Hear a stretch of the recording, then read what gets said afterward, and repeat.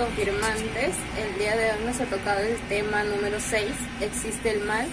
Bueno, antes de iniciar con el tema, vamos a empezar con la oración que Jesús nos enseñó. Padre nuestro que estás en el cielo, santificado sea tu nombre, venga a nosotros tu reino, hágase tu voluntad así en la tierra como en el cielo.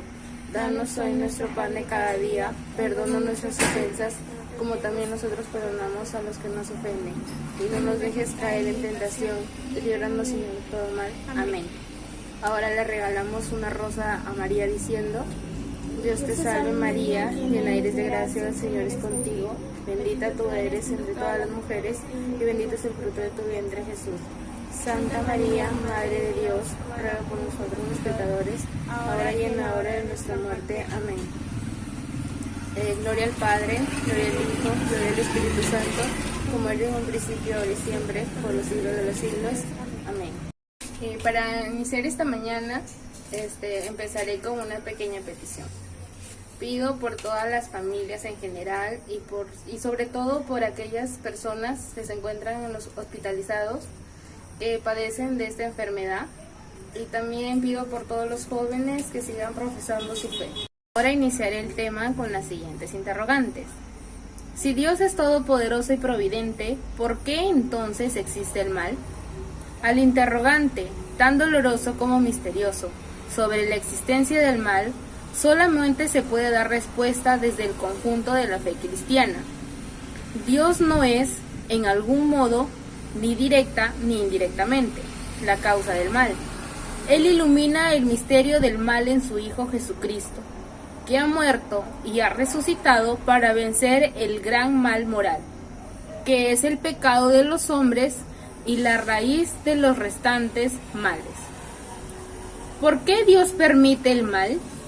La fe nos da la certeza de que Dios nos permitiría el mal si no hiciera salir el bien del mal mismo. Esto Dios lo ha realizado ya admirablemente con ocasión de la muerte y resurrección de Cristo.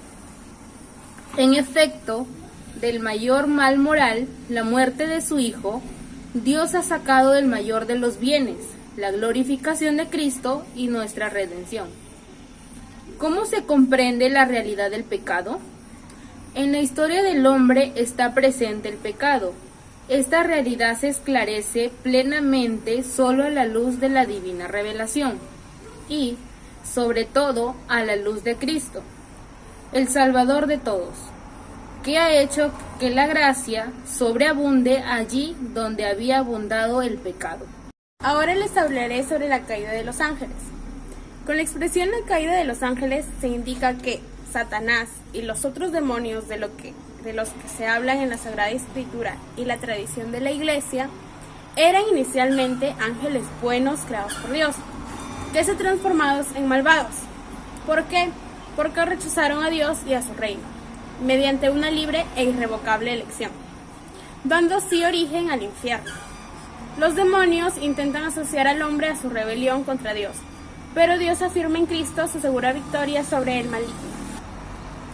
Los objetivos de nuestro tema de hoy es conocer el origen del mal y sus consecuencias, además de comprender la definición del pecado e identificar las 4 rupturas que se originan. Por último, pedir perdón a Dios por nuestros pecados y el auxilio de su gracia. Empecemos. Muchas veces pensamos que el mal está afuera, lejos de nosotros, que el mundo está en crisis. Sí, pero hasta que nuestra ciudad no entre en guerra no nos afecta, o que no se legalice el aborto y la eutanasia, nos quedamos tranquilos. Queremos ser felices, estamos hechos para ello entonces. ¿Por qué no lo somos? ¿Cuál es su origen? ¿Por qué existe el mal? ¿Será posible un mundo sin guerras? ¿Por qué sufren tantos inocentes? ¿Por qué hay tantos desastres naturales? Cuando hablamos del mal que existe en el mundo, no estamos hablando de una realidad que nos es ajena. Vivimos en un mismo mundo, y cada uno de nosotros con nuestros actos construimos el mundo día a día. Por tanto, si el mundo está en crisis, es porque quienes lo conforman han hecho algo para llegar a esta situación. La crisis nos afecta a todos de diversas maneras. Parece que el deseo de ser auténticamente felices es una realidad imposible de realizar. y las consecuencias de las crisis se vuelven tan comunes que ya nos hemos acostumbrado a convivir con ellos. Pero en el fondo nos trae tristezas y sufrimientos el ver que las cosas no son siempre como anhelamos y sus consecuencias nos hieren. Frases como, en verdad no pensé que eso sucedería, o si hubiese sabido lo que iba a pasar no lo hubiera hecho. Te juro que no lo quise hacer. Si pudiese retroceder el tiempo mi vida sería distinta. ¿Cuántas veces creemos que la culpa la tiene el Estado, los otros, el olvido, la corrupción, el sistema? No nos engañemos pensando en que la culpa está en otra parte. Detrás de estos problemas hay personas concretas. Hay decisiones de hombres y mujeres. Si el mundo está mal, es porque el hombre está mal. El corazón del ser humano está perdido, desorientado, y cada vez más sus esfuerzos e intereses son antihumanos. Destruyen así toda la grandeza y nobleza que la vida del hombre está llamada a alcanzar. Es decir, el mundo está así ¿por qué? Porque las personas buscan ser felices, pero no saben cómo, y deciden saciar esa búsqueda con lo primero que ven, con lo que el mundo les ofrece, como el dinero, poder y placer. Todos los que estamos aquí somos bautizados. Es por ello que para todos es claro que si el hombre vive en crisis, la raíz de todo, la causa, es el pecado. Muchas veces lo hemos escuchado. ¿Cuántas veces, identificando el daño, no hemos hecho nada? El pecado es real, existe y es el origen de todo mal que hay en el mundo. Muchas personas dicen frases como el pecado es un tema antiguo de mis abuelos, de mi profesor de religión o del sacerdote de mi parroquia. Muchos dicen que es un tema incómodo que pone la iglesia para hacernos sentir culpables de todo. O una complicación de la existencia. Dicen, tranquilos, no es para tanto. Por otros también dicen, por supuesto, el pecado existe de todas maneras, pero yo soy bueno, estoy bien. Pero eso, los choros, los violadores, esos son muy malos, son muy pecadores. Pero entonces el pecado es un acto suicida, es el mal uso de la libertad. La libertad no es escoger entre el bien y el mal. La verdadera libertad es siempre optar por el bien, si no, no es libertad. Es la causa de la ruptura con Dios. La desobediencia a ese plan de amor y de felicidad para el cual Dios nos ha creado para vivir desde siempre y para siempre. Las decisiones equivocadas que tomo creyendo optar por mi felicidad terminan siendo opciones del pecado. El pecado oculta la necesidad de lo infinito. Me hace olvidar de mis sueños, mi ideal de ser feliz de verdad. Es pretender vivir independiente de Dios y su plan de amor. Ahora continuaré con el pecado original. ¿En qué consiste el primer pecado del hombre? El hombre es tentado por el diablo, dejó apagarse en su corazón la confianza hacia su creador y, desobediéndole, quiso ser como Dios, sin Dios y no según Dios. Así Adán y Eva perdieron inmediatamente, para sí y para todos sus descendientes, la gracia de la santidad y de la justicia originales. ¿Qué es el pecado original? El pecado original, en el que todos los hombres nacen, es el estado de privación de la santidad y de la justicia original. Es un pecado contraído, no cometido por nosotros. Es una condición de todos los hombres. El pecado original se transmite a los descendientes de Adán con la misma naturaleza humana, no por imitación, sino por propagación.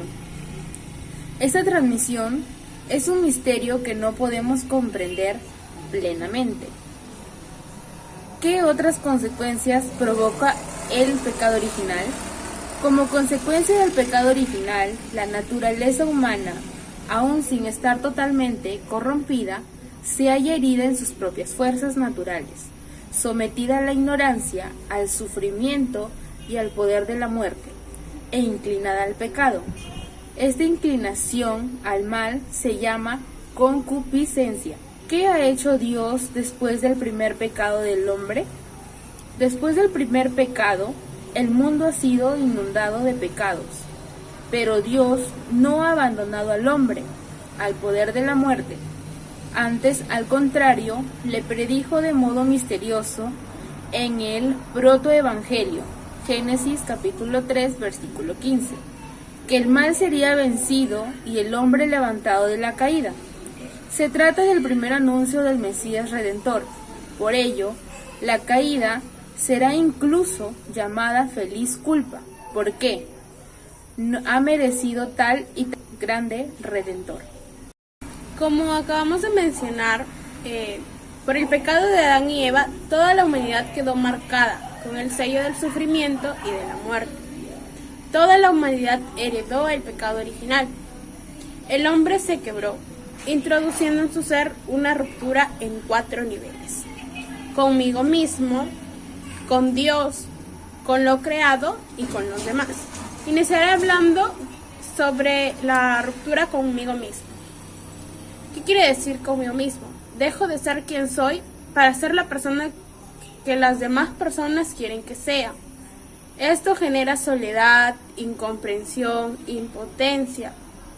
Es decir, no me soporto, me acomplejo, no me valoro. Tengo muchos miedos y temores. ¿Qué más? Quiero ser siempre otro, otra personalidad, otra familia, otro mundo. O tengo cuidados excesivos de mi imagen personal solo para querer agradar a los demás. Tengo relaciones fugaces del fin de semana con uno o con dos. Vivo la ley del mínimo esfuerzo, la ley del engreimiento. O todo me cuesta, ¿no? Hace calor, estoy cansado, todo es demasiado. O también me da envidia, me amargo cuando los otros logran sus metas o son mejores que yo. Me comparo con los demás, me creo superior a los demás. Es decir, creo que los demás son menos, yo sé todo, critico y juzgo a los demás con mucha facilidad. Eso quiere decir una ruptura conmigo mismo. Ahora, una ruptura con los demás. Muchas veces, en ese caso, soy superficial en mis relaciones, ¿no? Me dejo llevar por la presión del grupo, uso máscaras con mis amigos, aparento ser algo que no soy frente a ellos. O falto el respeto con mis palabras y mis miradas. Los otros se vuelven objetos de placer para mí. Infidelidad, chisme, o guardo rencores y amarguras porque me han hecho mucho daño. Perdono, pero no olvido, como muchos dicen. Ahora les hablaré de una ruptura con lo creado. Bueno, en este caso, pienso que el mundo en el que vivo me agrede, ¿no?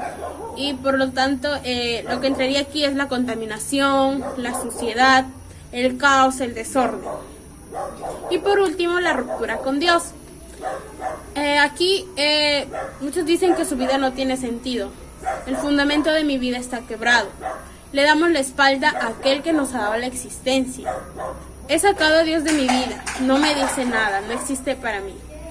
Es un ser poderoso, un ser extraordinario, pero nada más. No tiene nada que ver conmigo. Y por esas razones dejo de ir a misa. Esto es la ruptura con Dios, ¿no? No rezo, no hablo con Él, no vivo los mandamientos, ni siquiera los conozco. O mis confesiones son rutinarias por obligación o cada 5 años. Todo esto, estas 4 rupturas que las he mencionado, son a causa del pecado.